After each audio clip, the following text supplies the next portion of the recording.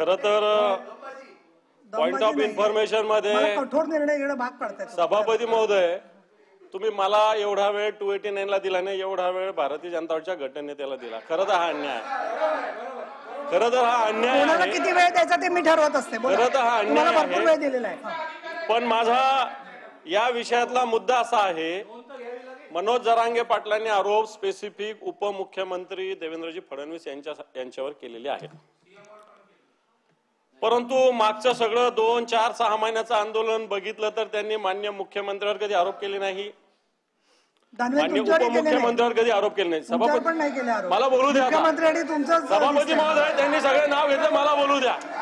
तुम्ही 1 मिनिटात संपवा. आणि मग त्यांनी विषय कसा करता तुम्ही? मुख्यमंत्र्यावर आरोप केलेले नाही, उपमुख्यमंत्र्यावर, दुसऱ्या उपमुख्यमंत्र्यावर आरोप केले नाही, तर स्पेसिफिक देवेंद्रजी फडणवीस यांच्यावरच का आरोप केले?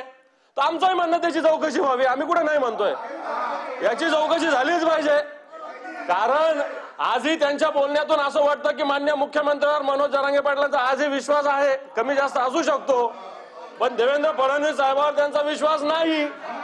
आणि याच्यात जातीयवाद निर्माण करणं, आणखी काय काय तुम्ही बोलले मला लक्षात नाही. ते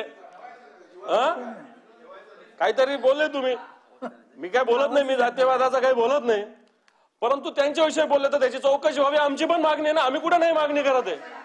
आणि म्हणून मी तर म्हणतो, सगळे ज्यांचं नाव त्यांनी घेतलं सगळ्यांचे कॉल चेक करा, कोणाकोणाचे फोन आले, त्यांचे जे सहकारी आता इकडे तिकडे जातात ते कोणाकोणाला भेटले, त्यांनी कोणाकोणाला फोन केले, याची चौकशी होऊ द्या. SITची कार्यकक्षा जरा मोठी करा.